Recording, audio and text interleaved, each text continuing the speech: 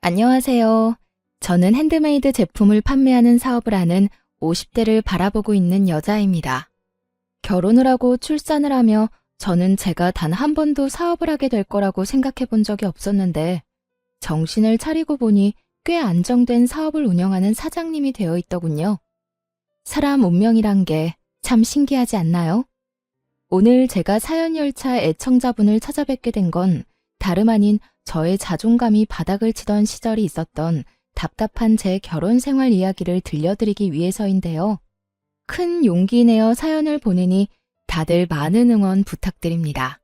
그러면 이야기 시작해 볼게요. 저와 남편은 소개팅으로 만나게 되었습니다. 사실 처음엔 저뿐만 아니라 남편 역시 서로를 마음에 들지 않아 했어요. 그랬기에 저흰 주어진 음식을 먹으면서 적당한 예의만 지키고 다음 만남을 기약하지는 않았죠. 그런데 제가 실수로 남편의 휴대전화를 가지고 오게 되었고 그 바람에 의도치 않던 두 번째 만남을 가지게 되었어요. 격식 차린 차림이 아닌 운동복 차림으로 가진 두 번째 만남. 저 못지않게 남편 역시 편한 차림이었고 저흰 편한 차림만큼 가볍게 커피나 한잔하고 헤어지기로 했습니다. 그런데 소개팅이란 자리에서 벗어나 편하게 만난 남편과의 시간은 생각보다 즐겁더라고요. 남편 역시 그렇게 생각했는지 헤어질 무렵 다음 만남을 기약하게 되었죠. 그렇게 만남을 이어오다 3년이 되던 어느 날 저흰 결혼을 하게 되었고 남편과 제 사이엔 어느새 7살 아들이 자라고 있었죠. 신혼 때는 저 역시 직장 생활을 하고 있었습니다. 하지만 출산과 육아를 하며 일을 병행한다는 건 너무 힘든 일이었죠. 엄마, 나 어린이집 싫어. 가기 싫어. 도연아, 엄마도 도연이랑 헤어지는 거 싫어. 그런데 엄마도 해야 할 일이 있는걸?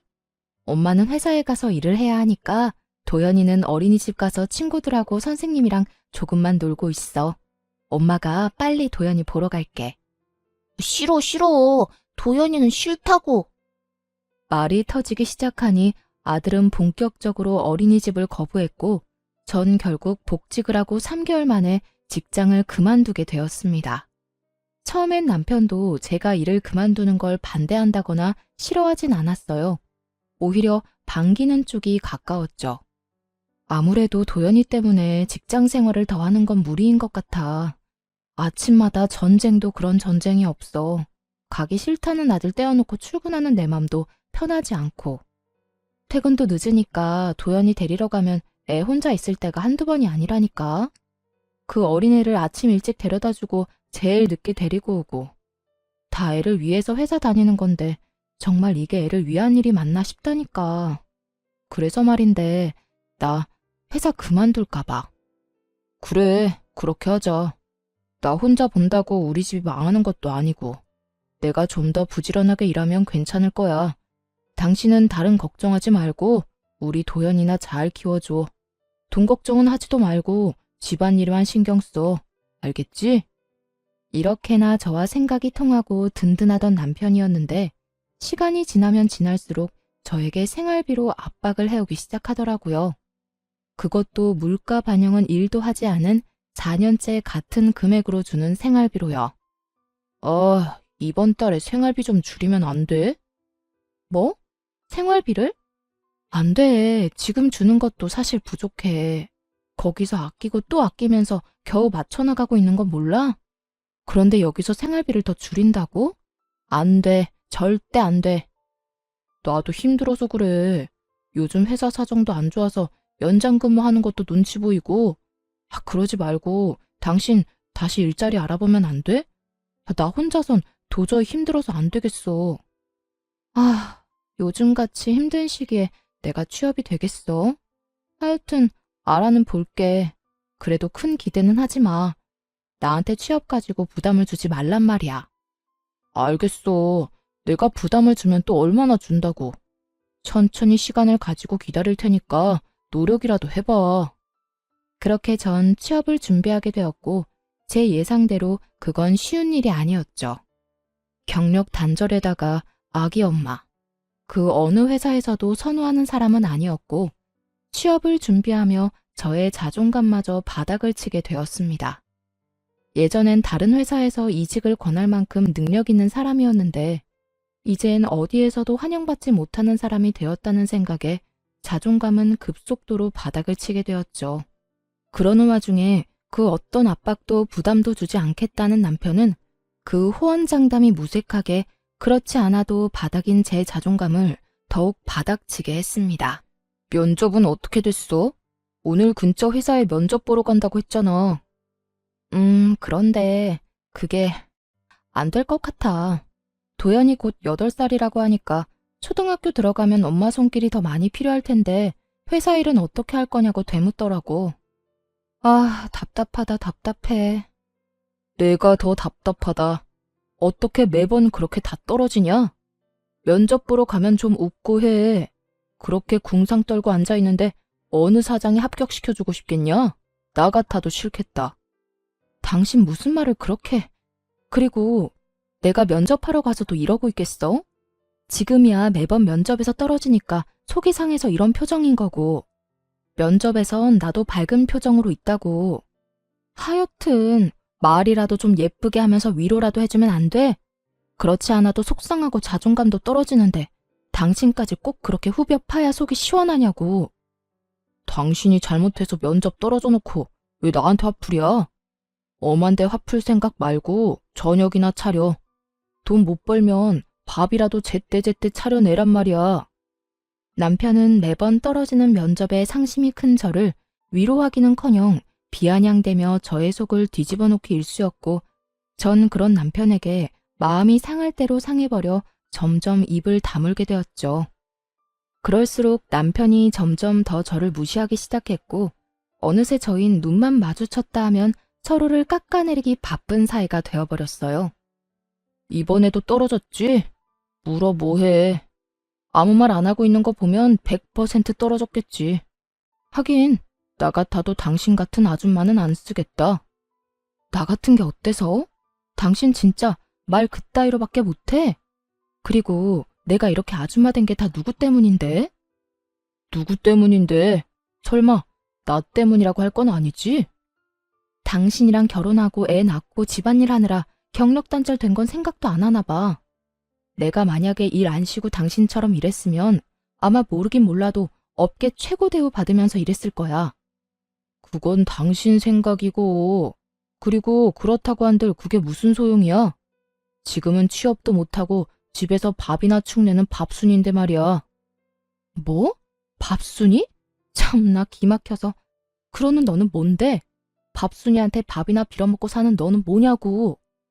뭐? 밥이나 빌어먹어? 너 지금 말 다 했어? 아, 됐다. 말을 말자. 내가 무식한 여팻네랑 무슨 말을 하겠어? 이렇듯 끝은 무식한 여팻네였고 전 여팻네 말만 들으면 치가 떨릴 정도로 무시를 당하고 있었습니다. 그렇게 무시가 일상이 되던 어느 날 친정엄마의 생일이 다가왔고 전 늘 그렇듯 돈을 뽑아 봉투에 돈을 넣고 있었어요. 다른 때는 1년에 한 번 드리는 용돈이기에 시댁 친정 구분 없이 50만 원씩 드리고 있었지만 남편 놈과 돈과 취업 때문에 다툼이 잦은 시기라 눈치가 보이더라고요. 그래서 고민하다 30만 원만 마련하게 되었고 그 돈을 봉투에 넣고 있었죠. 고작 30만 원에도 이렇게 눈치를 보고 살아야 하느냐는 마음에 참 속이 상하더라고요. 서럽기도 했고요. 말이야 바른 말이라고 육아하고 살림 사는 걸 시급으로만 따져받아도 이렇게 부모님 용돈 드리는 것까지 눈치 볼 일은 없었을 텐데 이딴 남편을 둔 가정주부들의 한탄스러움이 정말 무엇인지 단번에 느껴지는 날이었습니다. 그렇게 한탄스러우면서도 남편의 눈치나 살펴야 하는 저 자신과 처지가 싫기도 했고요. 그렇게 한숨을 푹푹 내쉬며 봉투를 준비하는데 남편이 방으로 들어오더라고요. 방으로 들어온 남편은 그냥 저를 스쳐 지나가는가 싶더니 제 손에 들린 봉투를 보곤 걸음을 멈춰 저에게 물어오더라고요.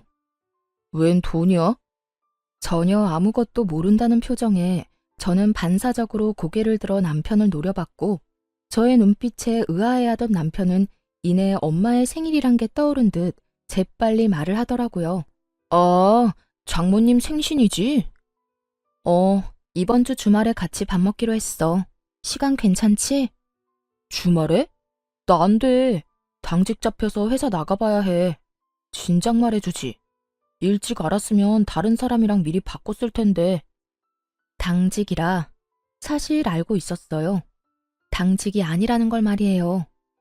남편은 평소 가지고 다니는 수첩에 당직 날은 습관적으로 표시해두곤 했는데 엄마 생일이 있던 달이라 미리 남편 수첩을 확인했었거든요. 그래서 그날로 엄마와 약속을 잡은 거였기도 하고요.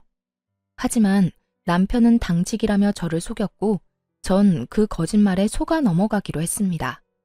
그 당시 남편과 전 사이가 너무 좋지 않았고 그런 남편과 함께 식사 자리를 가서 아무리 사이 좋은 척을 해봤자 저의 모든 걸 다 알아차리는 귀신 같은 엄마가 모를 리 없을 테니까요. 그래? 뭐 어쩔 수 없지. 엄마가 당신 좋아하는 중식당 가자고 해서 예약해놨는데 취소하고 한식당으로 가야겠다. 사실 엄마는 중식보단 한식 좋아하시잖아. 한식당 갈 바엔 그냥 집에서 대접해. 괜히 나가서 식당에 돈 버리지 말고. 그리고 친정에 주는 용돈도 좀 줄여. 우리 형편에 50만 원이 가당키나 해. 아무리 1년에 한 번 주는 용돈이지만 요즘 같을 때는 너무 부담이야. 제가 알아서 30만 원을 챙겼을 때의 기분과 남편이 강요하는 상황의 기분은 정말이지 천지 차이더군요. 부담인 거 다 아는데 그래도 굳이 말을 그렇게 해야 해? 그리고 당신이 그렇게 말하지 않아도 30만 원만 뽑아왔어. 어련히 알아서 하지. 내가 당신이 그렇게 힘들다는데 50만 원씩 뽑아왔겠어? 잘했다 칭찬까진 바라지 않았어도 적어도 제가 이렇게까지 말한다면 최소한 침묵이라도 해줄 거라 생각했는데 그건 정말 저의 큰 착각이었더라고요. 30만 원을 드린다는 제 말에 남편이 화를 내며 펄쩍 뛰기 시작했으니까요. 뭐? 30만 원? 그것도 너무 많지. 10만 원만 드려. 아니, 그건 너무 심한가? 그래, 인심 썼다. 15만 원. 15만 원 드리고 식사 대접도 우리 집에서 해. 당신이 다 만들면 되잖아. 뭐? 너 진짜 양심 어디 갔니? 20만 원도 아니고 15만 원? 너 진짜 치사하게 이럴 거야? 다른 것도 아니라 우리 엄마 생일이야. 1년에 한 번뿐인 생일. 그런데 뭐? 15만 원? 생일 그게 별거야? 매년 오늘 생일 다 형편에 맞춰서 해드리면 되는 거야. 자식 힘들다는데 설마 더 달라고 하시기야 하겠어? 형편 같은 소리 한다. 다른 건 몰라도 30만 원은 드릴 거니까 그런 줄 알아. 저는 고함을 꽥 질러버렸고 남편은 그제야 좀 심했다 싶었는지 머리를 긁적이며 아무 말도 하지 않더라고요. 그런 남편을 보고 있는데 정말 이혼이란 말이 목끝까지 차올라 금방이라도 툭하니 튀어나올 것만 같았어요. 하지만 그 순간 안방에 걸린 가족 사진이 보였고 그곳에 행복하게 웃고 있는 아들의 얼굴이 제 시야에 꽂혔죠. 돌싱남 돌싱녀들이 TV에 나와 새로운 인연을 찾아 나설 만큼 흠이 아닌 세상이 되었지만 자식이 있으니 이혼이 쉽지만은 않더라고요. 특히나 곧 입학을 앞두고 있는 아들에게 아빠를 빼앗을 순 없는 노릇이기도 했고 무엇보다 그대로 이혼을 했다간 제 능력 부족으로 아들을 보지 못하고 살 것이 뻔했기에 전 참고 또 참으며 말을 삼킬 수밖에 없었습니다. 그렇게 울분이 담긴 봉투를 챙겨 엄마를 만났고 제 계획대로 엄마를 한식당에 모시게 되었죠. 고급 한식당이 아닌 그저 평범한 식당이었지만 엄마는 참 기뻐하시더라고요. 딸밖에 없네. 엄마 생일이라고 외식도 시켜주고 말이야. 에이, 엄마, 그런 말 하지 마. 더 좋은 곳에 모시고 싶었는데 미안해. 내가 취업만 하면 엄마 좋은 데 모시고 가서 거하게 대접할 테니까 그때까지 건강하기만 하셔요. 생신 축하해요. 그래, 고맙다. 요즘 많이 힘들지? 젊은 사람들도 취업이 힘들다고 난리던데 넌 더 힘들겠지. 그래도 너무 낙담하지 말고, 알겠지? 난 괜찮으니까 너무 걱정하지 마. 얼른 먹자. 나 배고파. 그렇게 식사 자리가 끝나고 계산을 하려는데 엄마가 미리 계산을 해버렸다고 하더라고요. 아마 힘든 딸에게 부담이 될까 화장실 가는 척을 하시며 미리 계산한 듯 했어요.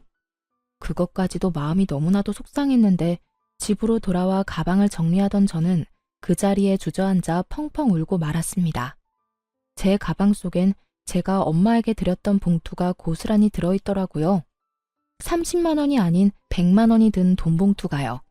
봉투 안엔 짧은 편지 한 장도 있었는데 엄마는 연신 취업에 실패하는 딸이 안쓰러워 좋은 옷이나 한 벌 해입을 하며 돈을 넣어뒀다며 나중에 잘 되면 다 갚으라는 내용이었어요. 그날 밤 그 돈 봉투와 편지를 안고 얼마나 울었는지 모릅니다. 죄송하기도 하고 서럽기도 해서요.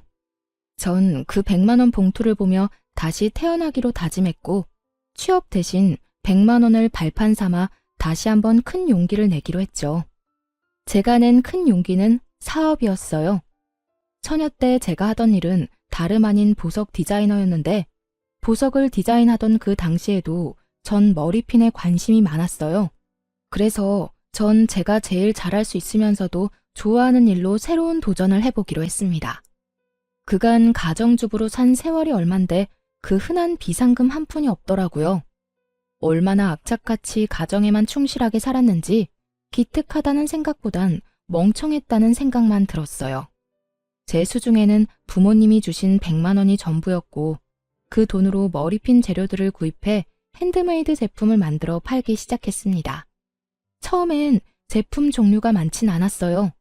하지만 하나 둘 사간 고객분들의 재구매율이 높아지며 매출이 올라가기 시작했고 감사하게도 입소문들을 내주셔 점점 주문수가 늘어갔어요. 그러다 제가 머리핀을 판매한다는 이야기를 들은 아들의 유치원 원장님이 대량 구매를 해주신 것도 모자라 원생들과 학부모님들께 선물로 나눠주시며 그 인기는 절정에 다다르게 된 것이었죠. 그렇게 100만 원으로 시작한 사업은 어느새 온종일 제품을 만들어도 모자랄 만큼 주문이 넘쳐나고 있었습니다. 혹시나 망할 수도 있는 일이고 혹여나 그렇게 된다면 또 남편에게 모진 말들을 들을 수 있으니 굳이 남편에게 알리지 않고 시작했었거든요. 그런데 저의 사업은 어느새 작업실을 따로 얻어야 할 정도로 규모가 커져 있었죠. 그렇게 몸도 마음도 바쁜 사이 시모의 생일이 다가왔고 저 역시 남편과 마찬가지로 참석조차 하고 싶지 않았지만 그랬다간 또 무슨 불호령이 떨어질지 모르는 일이니 참석하게 되었어요. 여보, 어머님 용돈 준비했어? 안 했으면 내가 은행 간 김에 뽑아올까? 아니야. 내가 준비했어. 그래? 식당 예약도 당신이 했다고 했지? 웬일이래? 평소에 귀찮다고 신경도 안 쓰던 사람이. 어디 예약했어? 집에서 가까워? 어딘지 말하면 당신이 다 알아. 그냥 당신은 내가 운전하는 차 타고 가서 밥만 맛있게 먹고 오면 돼. 얼른 가자. 이러다 늦겠다. 남편은 평소와 다르게 시모 생일 준비를 혼자 다 한 상태였고 그런 남편이 저는 이상할 수밖에 없었습니다. 그도 그럴 것이 지난 결혼 생활 동안 친정은 물론이고 시댁 일에도 남자가 뭘 아냐고 하며 귀찮은 일은 전혀 나서지 않던 남편이었으니까요. 하지만 이런 저의 의아함은 약속 장소에 도착하고 난 후 다 풀리게 되었죠. 남편이 시모 생일이라고 예약한 식당은 고급 한식당으로 유명한 곳이었기 때문이었죠. 저에겐 돈이 아까우니 엄마 생일상을 집에서 차려주라던 남편놈은 제가 돈이 없어 차마 모실 생각도 못한 한식당에서 제일 비싼 코스로 예약했더군요. 아무리 자기가 번 돈으로 자기 부모한테 쓴다고 한들 이토록 차이나게 대접할 거라곤 상상도 못했던 터라 그 배신감은 더욱 크게 다가왔습니다. 거기에다 용돈 봉투까지 두둑하게 준비해 제 앞에서 시모에게 건네는데 정말 눈이 돌아버릴 지경이었어요. 엄마, 여기 용돈 필요한데 쓰세요. 생신 축하드려요. 어머, 아들. 정말 고맙다.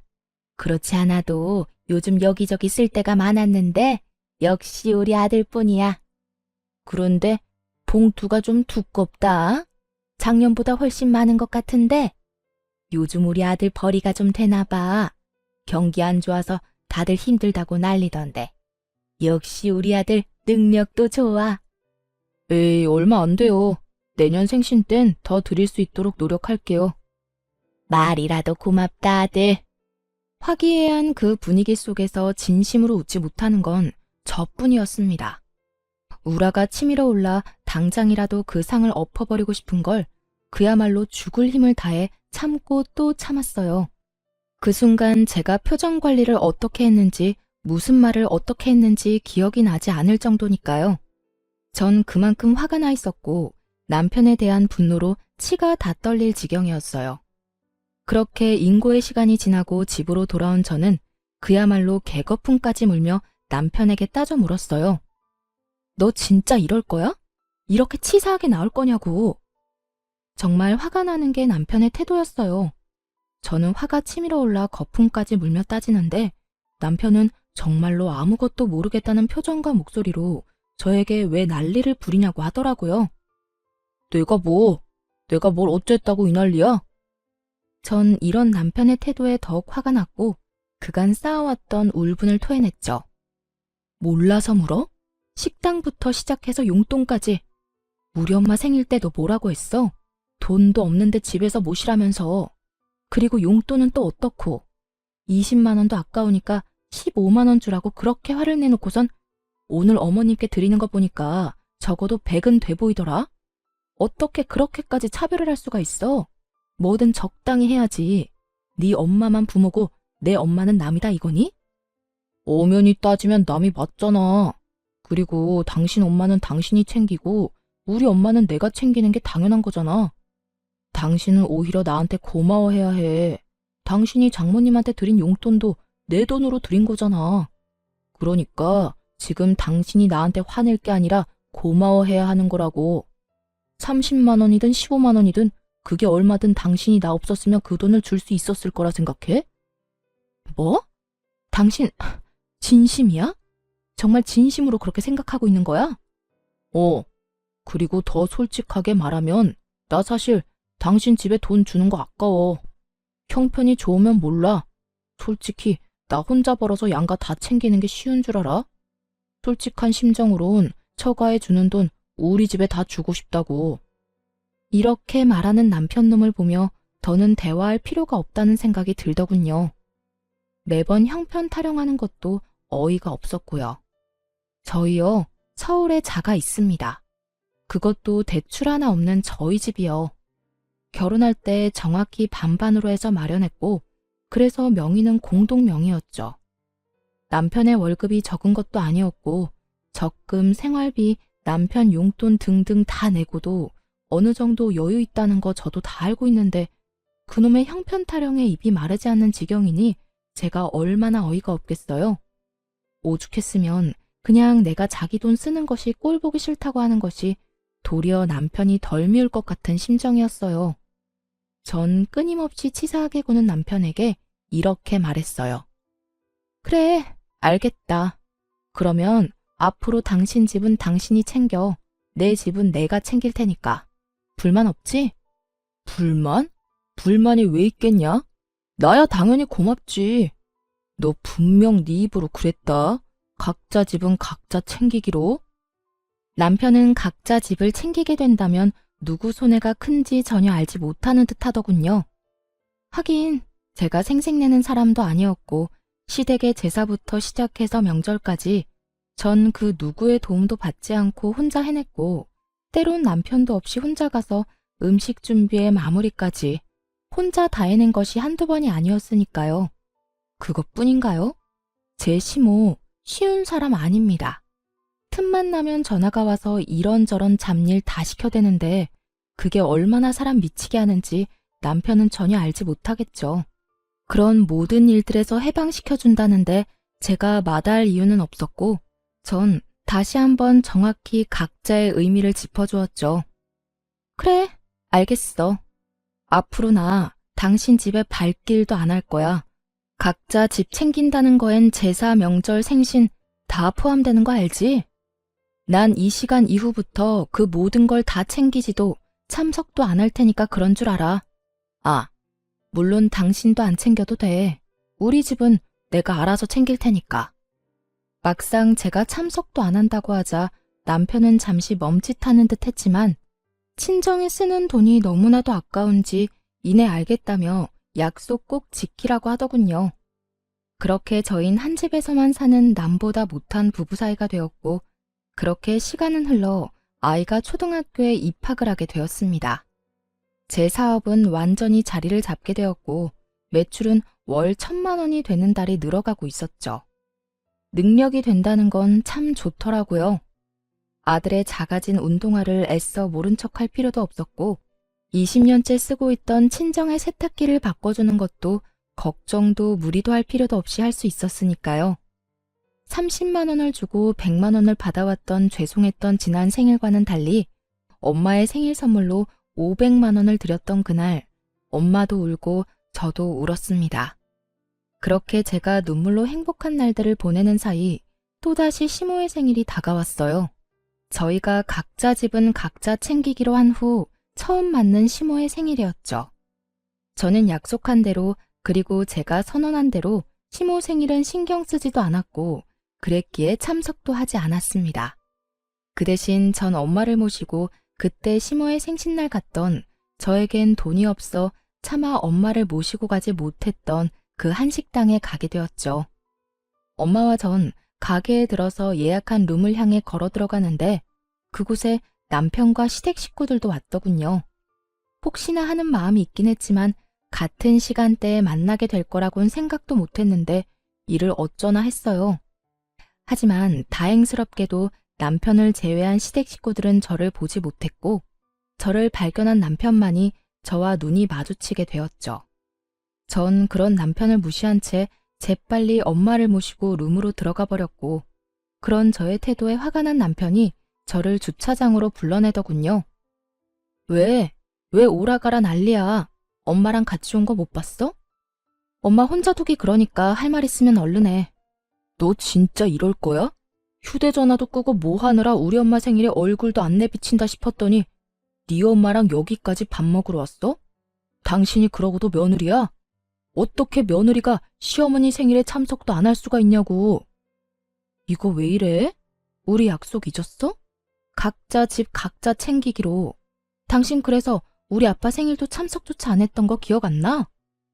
지난달 친정아빠 생일에 자신은 참석하지 않고 돈도 쓰지 않아도 된다며 신나서 콧노래까지 부르던 것이 기억이 나지 않는 것 같아 콕 집어주었죠. 제 말에 남편놈은 그제야 생각이 난 건지 얼굴까지 붉히며 저를 노려보더군요. 그렇게 보면 어쩔 건데 다 당신이 자초한 일이야. 그러니까 나한테 여기서 괜한 시비 걸지 말고 들어가서 네 가족들이랑 시간 보내. 제 말에 할 말이 없어진 남편은 씩씩거리는가 싶더니 저에게 손을 내밀더니 이렇게 말했어요. 내놔, 내 카드. 뭐? 내 카드 내놓으라고. 당신 여기 내 카드로 결제하려고 했지? 그런데 어쩌냐? 나는 내 돈으로 당신하고 당신 가족 배불려 줄 생각 전혀 없는데. 사람이 변해도 어떻게 이렇게까지 변할 수가 있는 것인지 그 순간 저는 이때껏 왜 이런 남자와 뭐 때문에 함께 살았나 하는 생각이 다 들더군요. 전 남편의 손에 카드를 던져주다시피 돌려주며 이렇게 말했어요. 아, 그래? 이까지 카드 한도 얼마나 된다고 이 난리야? 이딴 카드 쓸 일도 없고 앞으로도 줄 필요 없으니까 당신이 다 해. 이걸로 사랑하는 당신 가족 밥이나 사주면 되겠네. 제 말에 남편은 코웃음까지 치며 이렇게 묻더라고요. 뭘 믿고 이러는 거야? 어디 취업이라도 했어? 네, 그래요. 전 그때까지도 제가 사업을 하고 있으며 그 사업으로 대박이 났다는 사실을 알리지 않고 있었어요. 아니, 정확히는 알릴 수가 없었죠. 남편놈은 저와 한바탕 하고 난 후 생활비조차 주지 않고 있었고 그렇게 무책임하게 굴면서도 단 한 번 저에게 돈이 필요하지 않냐고 묻지도 않았으니까요. 그런 남편에게 굳이 제가 알릴 필요도 알릴 틈도 없었던 겁니다. 취업은 무슨? 내가 어떻게 취업을 하겠어? 틀린 말은 아니었어요. 사업으로 성공을 하게 됐지만 취업에 성공한 건 아니었으니까요. 제 말을 들은 남편은 더욱 의아하다는 얼굴로 저에게 따져 묻기 시작했어요. 그러니까 내가 생활비도 안 주는데 네가 무슨 돈이 있어서 여기를 왔냐고. 당신이 생활비 준 게 언제인지 기억도 안 나는데 그동안 생활은 걱정은커녕 아들 용돈 한번 걱정하는 법이 없더니 고작 식사 한 끼 네 돈으로 사줄까봐 걱정은 되는가 봐. 그래, 여기가 얼마나 비싼 식당인데 당신 같으면 걱정 안 되겠어?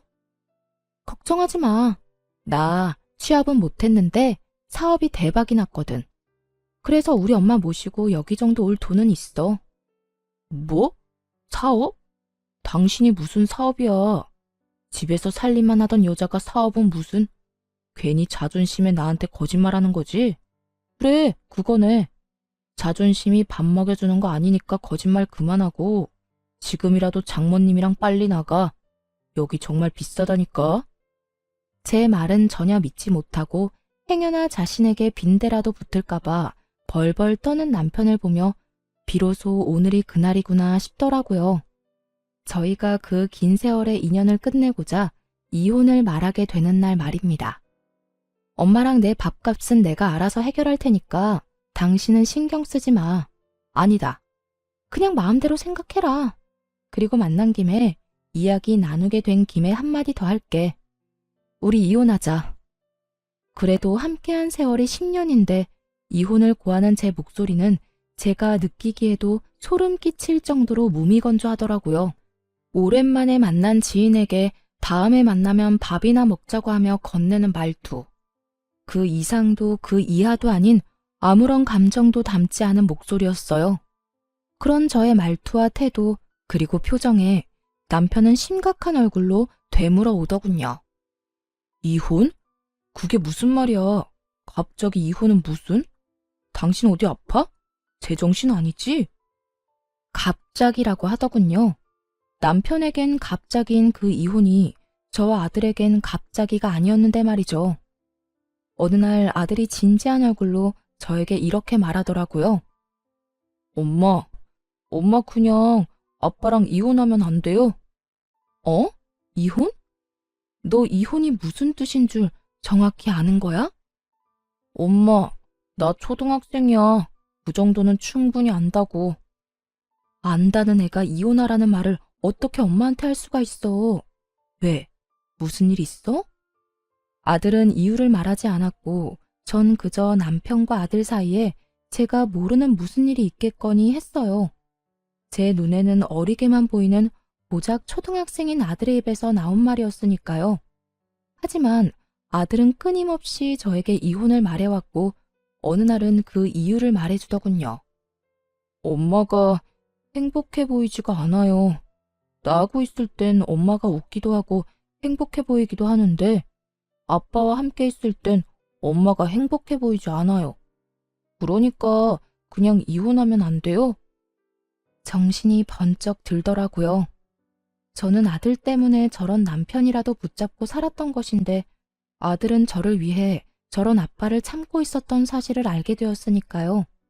그 후로 전 아들과 함께 많은 대화를 나눴고 그렇게 이야기를 나누고 상의한 결과 남편과 이혼하기로 했던 것이었죠. 이런 사실을 언제 남편에게 말하나 싶었는데 남편이 그날을 정해주니 저는 그저 남편에게 말할 수밖에요. 나 안 아파. 정신도 멀쩡하고. 그러니까 이혼하자. 당신도 사실 가정에 미련 없잖아. 나도 마찬가지야. 당신이랑 사는 거 많이 지쳤고 당신한테도 아무 감정 없어. 이런 결혼 생활이 무슨 의미가 있겠어. 그러니까 우리 여기서 그만하자. 여전히 무미건조한 제 말에 남편은 알턴이 빠진 사람처럼 홀가분한 표정을 지어 보이며 이렇게 말하더군요. 그래, 그러자. 차라리 잘 됐어. 나도 괜한 너 그렇게 구질구질하게 사는 거 보기도 싫었고 다 내 탓인 것 같은 마음에 죄책감 느끼는 것도 싫었어. 그래, 이혼해. 그래, 그러면 이혼하는 걸로 알고 가볼게. 엄마 기다려. 그렇게 저흰 각자 부모님에게로 돌아갔고 무사히 식사 자리를 마쳤습니다. 저는 식사가 끝나고 차를 한 잔 마시며 엄마에게 모든 사실을 털어놓았고 엄마는 이렇게 말씀해 주시더라고요. 대충 눈치는 채고 있었어. 어느 순간부터 처가엔 발걸음도 하지 않고 네가 많이 힘들어 보였거든. 그래서 걱정 많이 했는데 그래도 이제 엄마는 걱정 안 해. 그땐 많이 힘들어 보였는데 이혼한다고 말하는 지금의 너는 후련해 보이거든. 잘 결심했어. 네가 행복할 수만 있다면 그게 이혼이든 뭐든 엄마는 환영이야. 이 엄마가 응원할게. 엄마는 저의 앞날을 응원해 주셨고 생각보다 좋은 분위기에서 식사 자리를 마칠 수 있었죠. 하지만 이런 저희 집과는 달리 시댁은 난리가 난 듯 하더라고요. 집으로 가기 위해 주차장으로 가니 시모가 고래고래 소리를 지르며 제 욕을 하고 있는 꼴을 보아하니 말이에요. 그년이 이혼하자고 했다고? 그래, 그까짓 이혼해. 애는 애 엄마한테 키우라고 하고 양육비는 월 20만 원만 줘. 그리고 애는 우리가 보고 싶을 때마다 본다고 하고. 알겠어? 어디 땡전 한 푼도 못 버는 거 그래도 애 엄마라고 참고 살게 해줬더니 뭐? 이혼? 그까짓 이혼 당장 해라. 그게 요즘 사업한다나 봐. 꽤 잘 되는 것 같던데. 그러고 보니 하고 다니는 것도 좀 바뀐 것 같기도 하고. 집에서 놀고 먹던 게 사업이라고 해봤자 그게 뭐 잘 되겠니? 다단계는 아닌지 몰라. 사업을 하든 취업을 하든 그 물건 못 쓸 물건이니 이혼해. 이런 대화는 저는 물론이고 친정엄마까지 듣게 되었고 엄마의 표정은 좋지 않았습니다. 저 옆엔내가 누구한테 감히 욕짓거리를 하는 거야? 내가 진짜 저 옆엔내를? 엄마, 참아. 여기서 흥분해봤자 좋을 거 하나 없어. 괜히 말 섞지 말고 그냥 가자. 무시가 답이니까. 엄마를 달래며 잡아끄는 행동과는 다르게 당장이라도 달려가 내 수익이 월 1,000이다 라고 외치고 싶었지만 그렇게 한다고 한들 뭐가 남겠어요? 전 말로 하는 대신 그들을 지나쳐 제 차에 올라탔고 그 순간 그 사람들의 눈빛을 아직도 기억합니다. 뭐니? 쟤 도연애미 아니니? 저거 비싼 차 아니야? 쟤가 왜 저 차에 타는 거야? 그러게. 저 차 1억짜린데 엄청 비싼 차인데 왜 저기에. 여보. 남편은 제 차 문을 붙잡고 늘어지더라고요. 이거 나 차 출발하려는 거 안 보여? 죽고 싶어서 환장했어? 그게 아니라 이거 정말 당신 차야? 당신 정말 대박이라도 난 거야? 말했잖아. 나 대박 났다고. 그러게 잘 좀 하지 그랬어? 사람 말도 좀 믿고. 여보, 우리 이야기 좀 하자. 아까는 내가 말이 심했지? 미안해. 이제 와서 미안? 웃기지도 않는다 진짜. 다 됐으니까 저리 꺼져. 전 남편을 있는 힘껏 밀어버리고선 그대로 차를 몰고 주차장을 빠져나왔어요. 룸미러를 통해 보니 남편은 거의 울 것 같은 얼굴로 제 차를 쫓아오다 넘어져 버렸고 시모는 자리에 털썩 주저앉아 있더군요. 그 후로 저는 바로 이혼을 진행했고 남편은 그제야 끝까지 저에게 매달리더라고요. 여보, 우리가 이혼은 무슨 이혼이야. 내가 바람을 피운 것도 아니고 당신한테 나쁜 짓을 저지른 것도 아니고. 이까진 일로 이혼한다고 하면 사람들이 다 비웃는다고. 사람들이 뭐라고 하든 난 상관없어. 그리고 당신이 나한테 한 행동이 외도하고 다른 게 뭔데? 당신은 말로 나한테 상처를 줬고 행동으로 나한테 배신감을 안겨줬어. 난 더는 당신을 사랑하지 않고 당신 같은 사람을 믿지도 않아. 여보, 내가 미안해. 나 정말 반성 많이 하고 있다고. 그래, 우리 도연이. 당신은 도연이 생각 안 해? 도연이가 아빠 없다고 손가락질 받길 바라는 건 아닐 거 아니야. 나도 그것 때문에 참고 살았는데 당신 아들 도연이가 제발 나더러 당신하고 이혼하라고 하더라. 뭐? 우리 아들이? 우리 아들이 왜? 거짓말이지? 도연이가 그랬을 리가 없잖아. 도연이가 내가 불행해 보인대. 당신이랑 있는 내가 행복해 보이지 않아서 차라리 이혼했으면 좋겠다고 하더라. 애가 그런 생각을 할 때까지 당신은 뭐 했냐? 도대체 뭘 했길래 내 아들이 나한테 그런 말까지 하게 만들었냐고. 충격적인 진실 앞에 남편은 할 말이 없는 듯 가만히 있더라고요. 오만 생각이 남편의 머릿속에 오가는 것 같기도 했고요. 우리 아들, 나 이혼하고 나면 당신 보고 싶지도 않대. 그러니까 그런 줄 알고 이혼 준비해. 남편은 이런 제 말에도 아무 말도 하지 않고 돌아갔고 그렇게 이혼은 진행되었습니다. 재산 분할이 제일 걱정이었는데 긴 세월 남편이 생활비 한 번 주지 않았고 양육에도 무관심한 태도에서인지 모든 것은 저에게 유리한 조건으로 끝이 났고 양육권 역시 아들의 뜻에 따라 당연히 제가 가지게 되었어요. 아들은 강력하게 아빠는 보고 싶지 않다는 자기 의사를 전했고 그 덕에 전 남편은 아들의 얼굴조차 제대로 볼 수 없는 처지가 되었습니다. 그렇다고 해서 전 남편의 처지가 불쌍하다거나 안쓰럽다거나 그런 감정은 전혀 들지 않더라고요. 마지막으로 본 전 남편의 충격적인 얼굴이 신경 쓰이긴 했지만 평소 남편은 아들에 대해 이렇다 할 정도의 정이 없던 사람이었으니까요.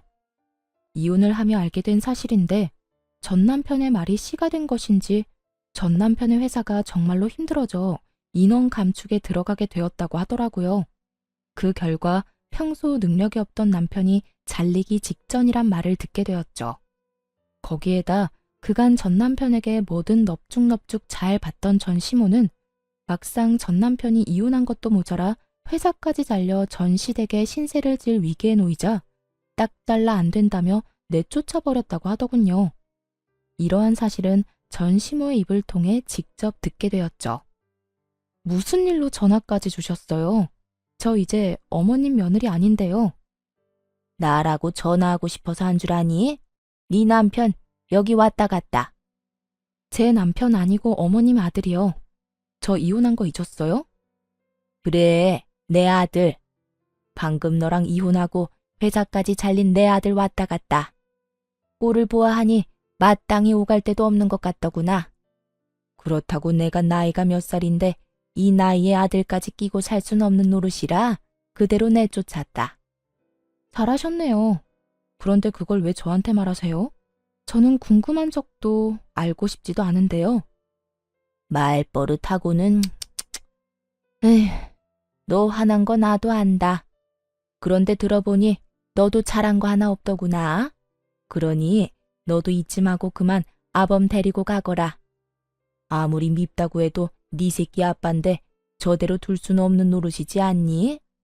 내가 보아하니 반성 많이 한 듯하니 데리고 가서 잘 구슬려서 데리고 살아. 알겠니? 이혼한 지가 언젠데 왜 그때까지 제게 시모짓거리를 하려고 하는지 이해가 되지 않더라고요. 하긴 애초에 이해가 되는 사람이었다면 자기 아들이 저에게 그딴 식으로 굴 때 가만히 보고만 있지도 않았겠지만요. 전 그때까지 큰 착각을 하고 있는 시모에게 단호하게 한마디 해주고 전화를 끊어버렸습니다. 어머님, 아니, 아줌마, 전 분리수거도 안 되는 그딴 쓰레기 필요 없어요. 제 아들도 더 이상 아빠가 필요 없다고 하고요. 뭐? 너 지금 나한테 아줌마라고 했니? 어디서 건방지게 어른한테 그딴 투로 짓거리는 게야? 제가 이혼한 지가 언젠데 언제까지 어머님이라고 불러드릴 거라 생각했어요. 말이야 바른 말이라고 이젠 아무 관계도 아닌데 아줌마가 맞지 않나요? 저요, 바빠요 아줌마. 일도 해야 하고 아들도 키워야 하고요. 그러니 이딴 일로 연락하지 마세요. 더는 목소리도 듣고 싶지 않네요. 끊을게요. 전화를 끊어버린 저는 전화번호를 바꿔버렸고 혹시 하는 마음에 아들 역시 번호를 바꿔버렸습니다. 그렇게 그 지긋한 인연도 끝이 났어요. 그 후 저는 아들과 함께 잘 살고 있습니다. 이혼을 하고 난 후 제법 자란 아들이 저에게 이런 말을 해주더라고요. 엄마, 이제 정말 엄마가 행복해 보여. 그래서 나도 행복해. 그러니까 엄마, 앞으로도 많이 행복해 해줘. 나도 행복하게 말이야. 아들, 고마워. 사랑해. 나도 사랑해, 엄마. 그 말에 왈칵 눈물이 쏟아져 내리더라고요. 품 안에서 울고 웃던 아들이 어느새 자라 엄마의 행복이 자신의 행복이라 말하는 걸 보며 눈물이 나기도 했고 행복함에 웃음이 나기도 했으며 아들에게 참 고맙기도 했습니다. 만약 그 힘든 시절 아들의 말이 아니었다면 저는 어떻게 됐을까요? 그 쓰레기 같은 인간과 부부란 이름으로 아무 의미 없는 관계를 유지하며 제 인생을 갉아먹고 있지 않았을까요? 그 모든 것이 아들을 위한다는 큰 착각 속에서 말이죠. 그 삶은 결코 행복하지 않았을 뿐더러 끝도 없는 불행에 저는 병들어 갔을 겁니다. 여러모로 아들의 존재가 오늘따라 더 감사하게 느껴지네요. 전 앞으로도 아들을 잘 키우는 것은 물론이고 힘들게 자리 잡은 제 사업이 흔들리지 않게 잘 유지하며 제 행복을 위해 살아갈 예정입니다. 제가 행복해야 아들 역시 행복하다고 하니 부지런히 행복해 보려고요. 때론 혼자인 것이 이겨낼 수 없을 정도로 힘이 드는 날이 오겠지만 둘이어서 외로울 때보단 그게 뭐든 덜 힘들지 않겠어요? 전 그게 뭐가 됐든 이겨낼 자신이 있거든요. 이로써 저의 긴 사연도 끝이 났네요. 저는 이혼을 마음먹기 전까진 이런 것도 이혼 사유가 될 수 있나 하는 걱정을 많이 했던 것 같아요. 그 어느 날 전 남편이 했던 말처럼 남편은 외도를 저지른 것도 저에게 폭력을 행사한 것도 아니었으니까요. 하지만 이혼을 진행하며 변호사와 많은 상담을 했는데요. 평생을 함께 살아가야 할 동반자가 내게 무시와 멸시를 밥 먹듯이 한다면, 또 처가와 시가를 대놓고 차별한다면 그것 또한 저와 제 아들에게 정신적 가해가 될 수 있다는 것을 깨달았습니다. 제가 이런 말까지 하는 이유는 세월이 많이 변해도 집에서 육아하며 집안일 하시는 많은 분들 중에 아직도 저처럼 무시당하며 눈치를 보며 사시는 분들이 많이 있더라고요. 가정주부 여러분, 육아와 집안일도 엄연한 일입니다. 가정에서 가장 중요한 일이죠. 그러니까 너무 눈치 보고 주눅이 들어 살지 마세요. 할 말은 하고 살자고요. 그럼 저는 이만 물러가 볼게요. 긴 시간 함께 해주신 모든 분들 감사합니다. 행복하세요.